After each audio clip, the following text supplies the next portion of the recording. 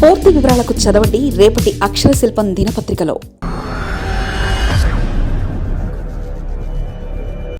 టీడీపీలో next CM candidate Lokesh. 2024 ఎన్నికల్లో లోకేష్ ఎమ్మెల్యేగా గెలిచి మంత్రి కావడం టీడీపీ శ్రేణులకు ఎంతో సంతోషాన్ని కలిగించింది. 2029లో లోకేష్ సీఎం కావాలని కూటమి అభిమానులు కోరుకుంటున్నారు. చంద్రబాబు సైతం ఇందుకు సుముఖంగా ఉన్నారని తెలుస్తుంది. అయితే లోకేష్ను సీఎం చేయడానికి విభిన్నమైన ప్రణాళికలతో చంద్రబాబు ముందుకెళ్తున్నారని పొలిటికల్ వర్గాల్లో జోరుగా వినిపిస్తుంది. 2029లో సీఎం అభ్యర్థిగా చంద్రబాబే ఉంటారని, అయితే పార్టీ గెలిచిన తర్వాత లోకేష్ సీఎం అయ్యే విధంగా ప్రణాళికలు ఉన్నాయని సమాచారం అందుతుంది. ఈ విషయంలో చంద్రబాబు తెలివిగా అడుగులు వేస్తున్నారని పొలిటికల్ వర్గాల్లో వినిపిస్తుంది. 2029 సమయానికి కూటమిపై వ్యతిరేకత రాకుండా చంద్రబాబు కీలక నిర్ణయాలు తీసుకుంటున్నారు.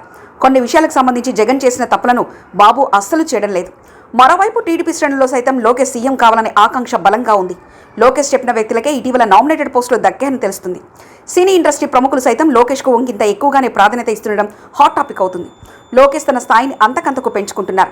46 సంవత్సరాల వయసులో లోకేష్ సీఎం అయ్యే ఛాన్స్ ఉంది.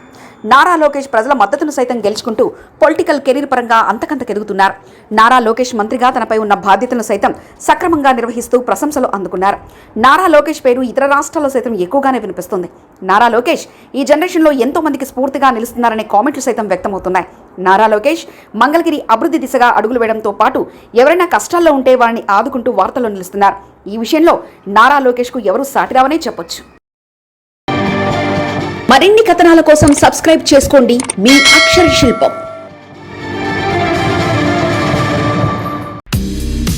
పూర్తి వివరాలకు చదవండి రేపటి అక్షర శిల్పం దినపత్రికలో.